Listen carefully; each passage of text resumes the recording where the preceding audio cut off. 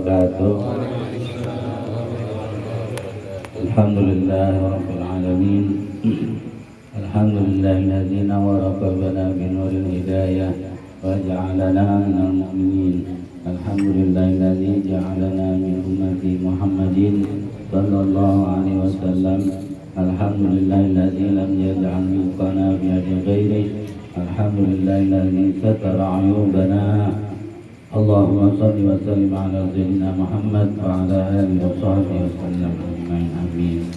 Alhamdulillah, puji dan syukur kita kehadirat Allah Subhanahu wa taala yang mana barang ini kita bisa berkumpul di dalam satu acaranya haul daripada keluarga besar Haji Johan bin Mandung bin Bulan.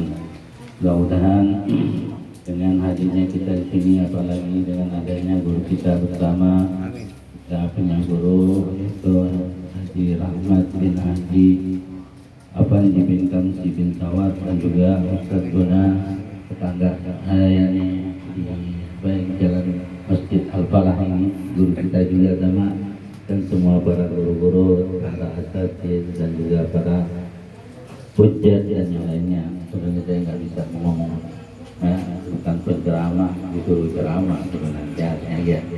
Sedikit aja saya ingin sampaikan, ada satu keterangan bahwa birru abaakum tabarrukum abnaakum, ya, birru abaakum, ya, birru abnaakum, ya, birru abnaakum. Ya. Di sini ada satu artinya, berbaktilah kamu kepada kedua orang tuamu, niscaya nanti anak-anak kalian akan berbakti. Ini salah satu contohnya, yaitu kita mengadakan haul, ya, haul orang tua kita, ya, itu salah satu kebaktian seorang anak kepada orang tuanya. Di antaranya mengundang orang untuk datang, baca bacaan zikir, baca yasin, baca tahlil, ya. Kemudian ditambahi lagi dengan baca maulid, sholawat kepada Nabi, juga disediakan makanan, buah-buahan, semuanya. Itu adalah satu kebajikan seorang anak kepada orang tuanya. Setiap butiran nasi yang dimakan oleh tamu-tamu yang sebelumnya membaca zikir, sholawat dan lain sebagainya, itu akan menjadi pahala buat orang tuanya sebagai hadiah. Jadi anaknya berbuat baik, orang tuanya jadi dapetin tuh pahalanya. Kan diantaranya yang kita tahu ada satu keterangan, idza mata ibnu Adam in qata'a amaluhu, kalau nggak salah gitu ya. Ya. Artinya apa sih? Apabila seorang manusia, anak manusia mati, in qata'a amaluhu, amalnya, bukan amalnya apa, amalu artinya kerjaannya, bukan amal, bukan yang kita image kita amalnya nggak putus, nggak bisa sampai, bukan. Amaluhu, ya, amalu itu fi'il dari balasin qata'a, ya kan. Amalu mudhaf, al-ha'u mudhafun ilaih, dia fa'il tapi dia juga mudhaf, ya. In qata'a fi'ilnya, artinya putus kerjaannya, artinya dia udah nggak bisa sholat lagi, dia udah nggak bisa, ya, apalagi puasa, udah nggak bisa pergi haji dan nggak bisa berbuat kebaikannya. Itu maksudnya, bukan kata orang, wah putus amalnya nggak bakal terima, bukan. Mesti belajar dulu nahwu sharaf. Kalau belajar nahwu sharaf baru tahu in qata'a fi'lun madi, ya. In qata'a madi, wazannya in fa'ala, wazan di dalam sharafnya itu in fa'ala, jadi in qata'a. amalu fa'il, artinya amaluhu mudhaf, al-ha'u mudhafun ilaih, al-ha'u dhamirun muttasilun mabniun ala dhammin fi mahalli jarrin mudhafun ilaih. I'rabnya begitu. Jadi amal kerjaannya dia nih, orang yang udah mati udah nggak bisa sholat, udah nggak bisa ngaji, udah nggak bisa puasa, udah nggak bisa bersedekah dan lain sebagainya, berbuat baik.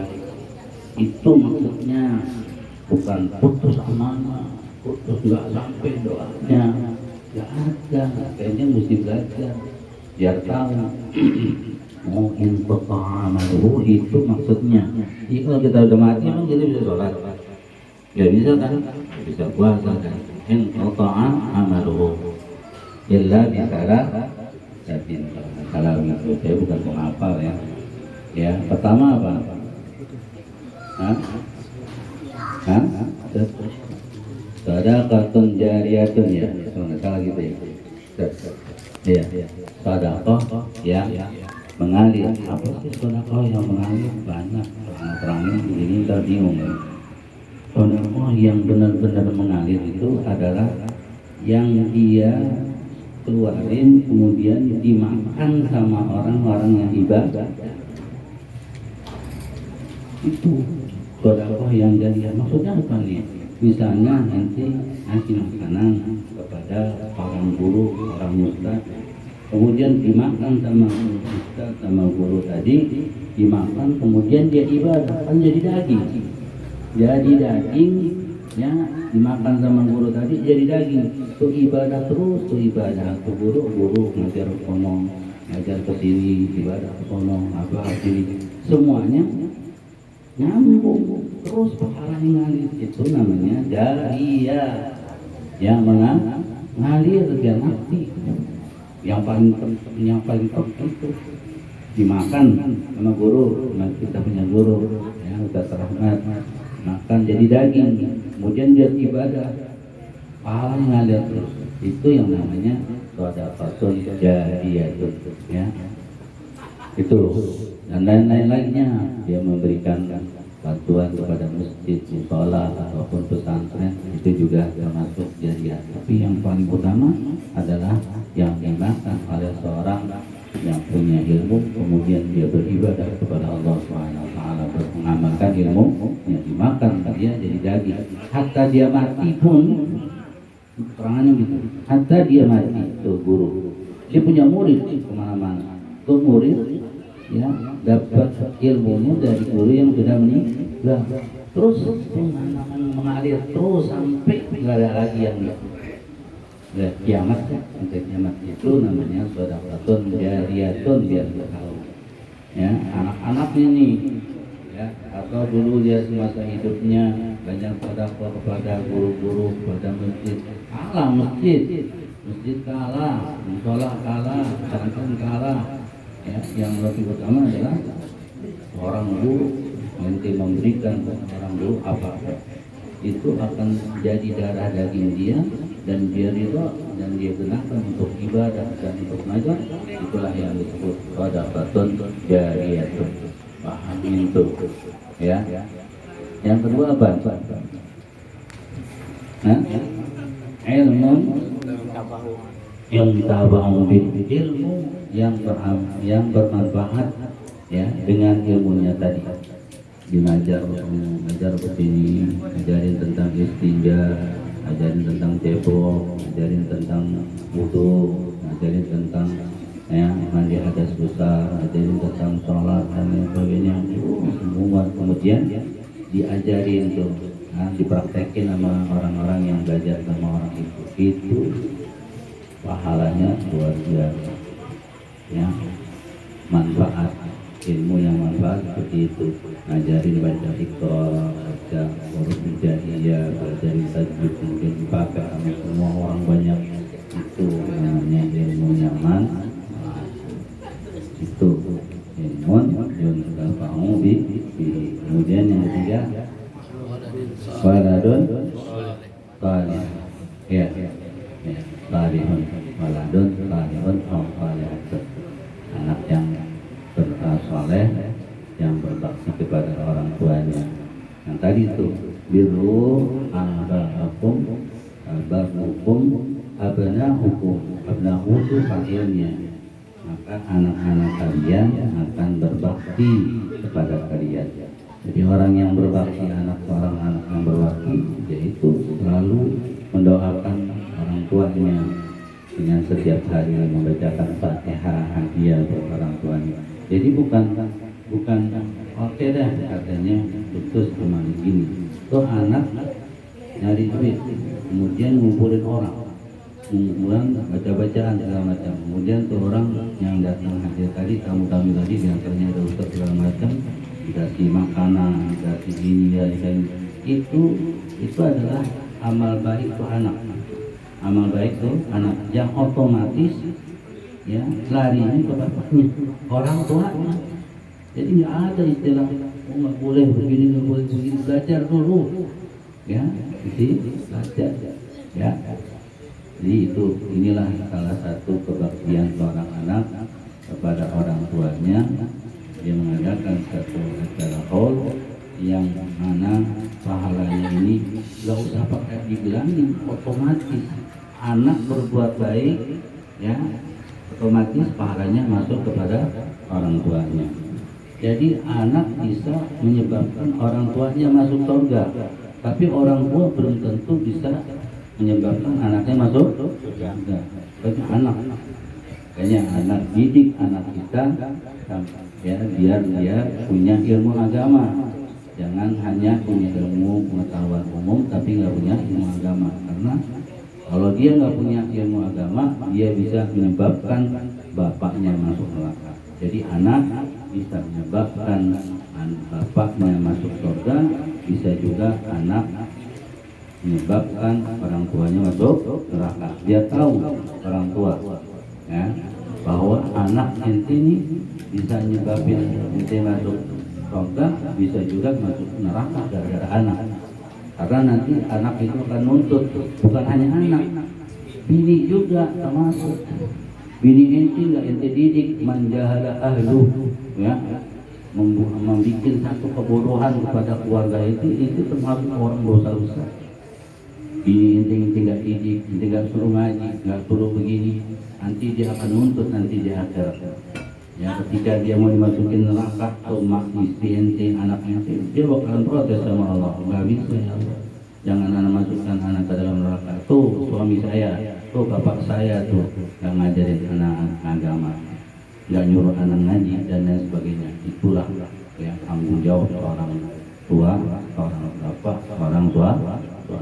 Bapak terhadap anaknya, suami terhadap ibunya. Bahkan di dalam ayat Tuhan bahwasanya inna auladakum, salah tuh, bahwasanya bahasa Indonesia artinya aja dah ya, sesungguhnya anak-anak ente dan istri ente adalah musuh-musuh kalian. Aduh, kalau nggak salah begitu. Yang hafal Quran alhamdulillah, ya, tapi artinya seperti itu, bahwasanya anak-anakmu dan istri-istrimu adalah musuhmu. Gimana kalau kita nggak mendidik anak kita, istri kita kepada agama? Nggak mau. Emang Islam gampang pakai jilbab, pakai baju apa namanya gamis terus jadi Islam? Enggak. Baju koko, baju kopiah, sarung jadi Islam. Belajar ilmu. Kalau enggak dididik anak kita, enggak dididik istri kita, ya udah tungguin nanti ente bakalan dituntut sama anak ini ente. Bagaimana dong kalau dia nggak mau, paksa harus ngaji, ya itu tanggung jawab ente. Ente nggak paksa, ya udah ente ngaji, ya tanggung jawab. Kecuali ente udah nyuruh, ya udah paksa dia untuk ngaji nggak mau juga, itu udah urusan dia dah. Nanti Allah kan maha mengetahui. Intinya jangan kita menjadikan keluarga kita bodoh dalam hal agama. Emang dikira Islam gampang? Susah. Ya enggak. Kalau nggak belajar nggak tahu Islam. Bagaikan ikan dalam air. Ikan nggak tahu air manfaatnya air apa. Itulah sekarang ini Islam ini bagaikan buih dalam lautan, nggak ada banyak tapi terombak nggak ada artinya, nggak ada ilmunya. Kenapa? Karena mereka sudah menyepelekan agama, nggak mau belajar agama. Cukup sholat ikut-ikutan, nggak bisa. Sholat ikut-ikutan dosa. Ente ibadah bukan jadi dapat pahala, tapi ente dapat dosa. Berapa banyak? Ya. Jadi intinya begitu. Ya, ini salah satunya seorang anak berbakti kepada orang tuanya. Ya, ada cerita zaman Rasul, bahwasanya seorang perempuan baru nikah sama seorang laki. Jika baru nikah, suaminya dia diperintahkan Nabi untuk ikut perang. Kemudian suaminya masih amanat kepada istrinya, jangan keluar sampai saya datang. Udah berangkatlah suaminya nih, misalnya nih, suaminya berangkat perang, ya istrinya di rumah. Beberapa hari kemudian dapat kabar ibunya sakit, suruh tengokin, dia nggak mau nengokin. Ya, sampai ibunya meninggal, dia tetap nggak mau nengokin, ibunya meninggal. Begitu juga orang tua bapaknya sakit sampai meninggal, dia pun tidak mau keluar dari rumahnya. Rame itu jadi gosip. Apaan tuh anak yang nggak berbakti sama orang tuanya? Emaknya sakit sampai mati dia nggak nengokin, bapaknya sakit sampai mati nggak dia tengokin. Anak apaan tuh? Rame lah itu berita gosip. Sampai kata telinganya Nabi kita Muhammad Sallallahu Alaihi Wasallam. Kata Nabi Muhammad, justru dengan dia bakti sama suaminya, itu emaknya dan bapaknya masuk surga gara-gara anaknya yang berbakti kepada suami. Paham ini Bu? Gitu. Kenapa tuh bisa begitu ke perempuan? Karena dia tahu ilmunya. Ya, makanya seorang ibu, seorang suami harus tahu ilmu tentang namanya kewajiban hak dan kewajiban seorang suami dan istri. Ada kitabnya namanya kitab Tudung Jen. Ya enggak? Belajar. Jadi nggak bisa kita mau berumah tangga tapi nggak tahu hak dan kewajibannya. Ini, ya, main keluar aja tuh istri tanpa izin dari suami.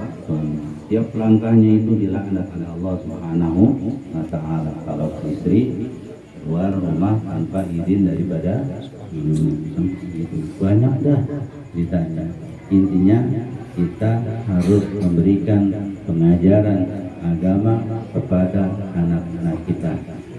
Ya, di antaranya ilmu tauhid, ilmu fikih, ilmu tajwid, makhrajul huruf, ya, dan ilmu yang menyebabkan kita bisa mengerjakan sesuatu sehari-hari. Ada namanya ilmu hal.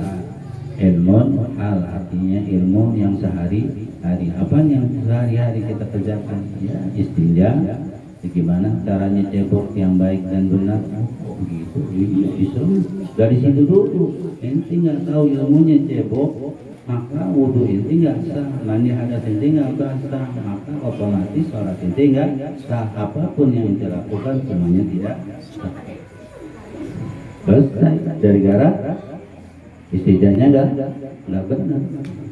Oh, istinja susah, gampang. Oh, nggak bisa. Airnya mesti tahu bagaimana caranya istinja yang baik dan benar.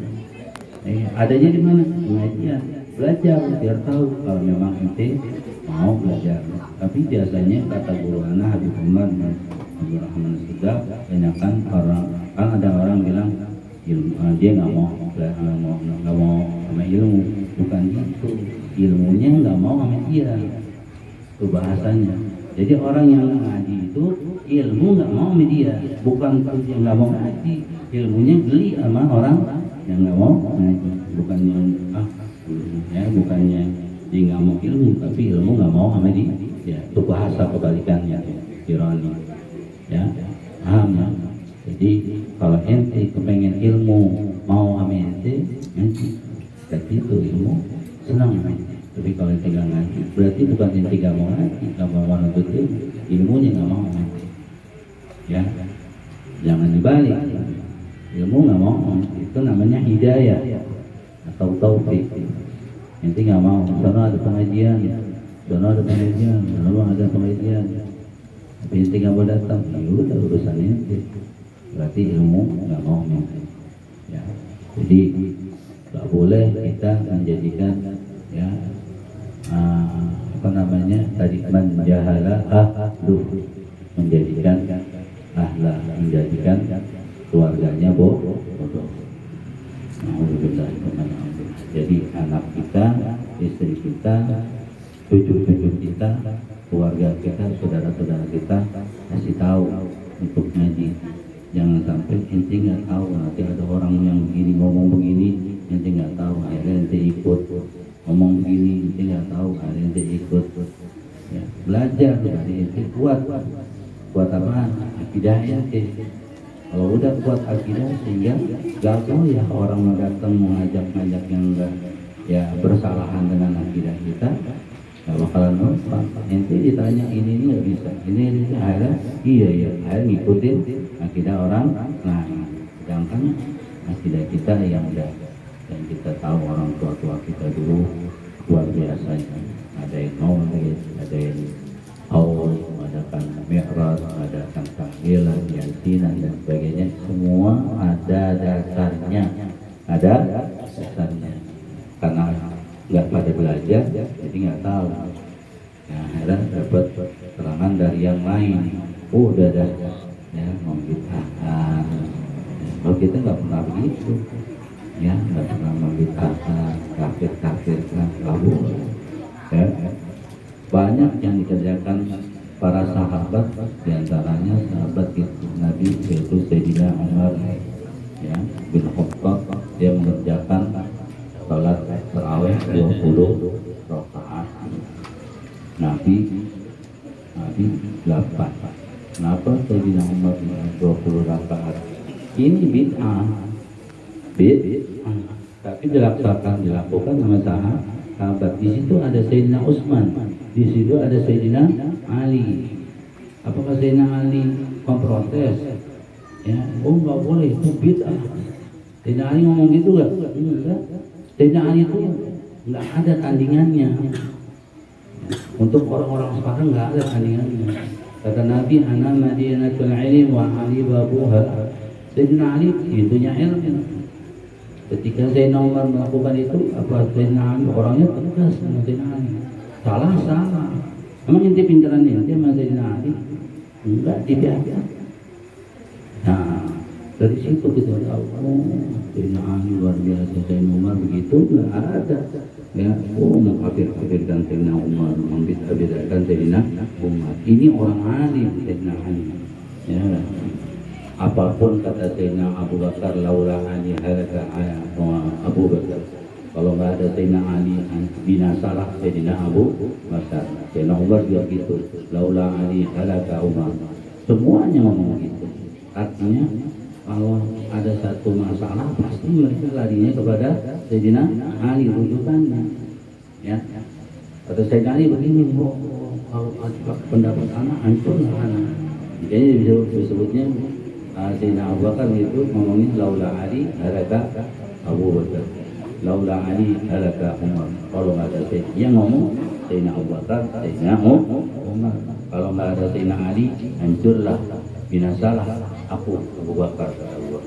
Sayyidina Umar juga begitu, laula Ali halaka Umar. Jadi begitu juga ketika Sayyidina Umar melaksanakan sholat tarawih 20 rakaat. Ada Sayyidina Ali pasti dilihat. Apakah dibid'ahkan? Nggak ada. Sekarang mau nanya orang dulu Sayyidina Ali sama orang-orang sekarang katanya profesor pendidikan segala macam. Sama Sayyidina Ali bandingannya tidak ada apa-apanya, kecil. Terus dia mau lebih hebat dari Sayyidina Ali. Belajar dulu. Ya, Sayyidina Ali luar biasa. Ya, intinya kerjaan seperti ini luar biasa. Setiap butir, setiap tetesan air yang kita minum, buah-buah semua itu akan menjadi pahala buat orang tua yang telah Anda uruskan. Rabbana ighfir lana wa li ikhwanina alladzina sabaquna bil iman. Itu ayat Al-Qur'an itu. Ya, kita sering baca doa itu ayat Quran. Ya, apa anaknya Rabbana ighfir lana wa li ikhwanina alladzina sabaquna bil iman. Ini enggak percaya sama Quran. Ya Allah, ya Tuhanku, ampunilah aku, Rabbana ighfir lana, kami, ya Rabbana ighfir lana wa li ikhwanina, dan saudara-saudara kami, baik itu orang tua kita, anak-anak kita dan lain sebagainya. Wa li ikhwanina alladzina sabaquna bil iman, yang telah mendahului kami dalam keadaan beriman. Nyampe dia tuh, itu ajaran Tuhan Allah dalam Quran, ya, ngasih pengajaran kepada kita doa. Ini doanya begini nih, Rabbana ighfir lana wa li ikhwanina alladzina sabaquna bil iman. Oh, ada ayat Quran katanya apa tuh? Lupa, ya. Bahwasanya kamu tidak bisa memberikan pendengaran kepada orang mati. Gimana? Bahasa Qurannya apa enggak? Ya, ada apa? Alhamdulillah, sama mana juga. Ya, sebenarnya apa? Cuma lupa. Ya. Kalau kita panjangin itu kalimat Quran tadi, sesungguhnya kamu itu tidak bisa memberikan pendengaran kepada orang yang mati. Terus ada lanjutannya, ya. Innaka la tusmi'al mauta. Ya, sesungguhnya kamu tidak, kalau nggak salah gitu ya, sesungguhnya kamu tidak bisa memberikan pendengaran kepada orang yang mati. Pada tusmi'a, apalagi itu terusannya. Terus ada di belakangnya walau mudbirin, artinya kan walau berpaling, mudbirin kabur, lari. Emang maksudnya gini, ya, dengerin ayat Quran, bahwasanya sesungguhnya kamu tidak bisa memberikan pendengaran kepada orang yang mati atau memberikan pendengaran kepada orang yang budak, itu bahasanya gitu ya. Apabila orang yang mati itu walau itu berpaling, mudbirin itu artinya lari. Emang ada orang mati berpaling, ya, karena mati tiba-tiba dia berpaling gitu, kemudian lari. Jadi kira-kira lari gak kalau ada mayat begitu? Wah, berarti bukan orang mati, bukan orang mati jasadnya, tapi hatinya. Ya, tuh kita tahu di Quran banyak disebutin mati itu mati hatinya, bukan jasad, bukan jasad. Ini yang harus kita tahu, belajar nanti tahu. Oh, ini ayat Qurannya tentang sesungguhnya kamu tidak bisa memberikan pendengaran kepada orang yang mati. Tapi di ayat yang lain kasih tahu matinya tuh bukan mati jasadnya, tapi hatinya. Ya kan, kalau orang mati bisa berpaling kemudian kabur, ya bukan orang mati, artinya orang hidup tapi hatinya mati. Dikasih nasihat dia berpaling nggak? Berpaling. Ya, dikasih nasihat lagi dia pergi jauh, menghindar. Ya, tuh orang yang mati hatinya, biar paham, biar pada belajar. Makanya semuanya masih belajar, biar tahu. Kalau ada yang mau ngomong ini ayatnya ini begini. Dan karena nggak ada yang mau belajar, sehingga salah kita. Ya, jadi jangan salahin mereka, salahin kita masing-masing. Jangan kita ngomong macam-macam dah, ngata-ngatain percuma, itu nggak punya ilmunya. Belajar, ya, gitu ceritanya. Itu aja yang bisa saya sampaikan.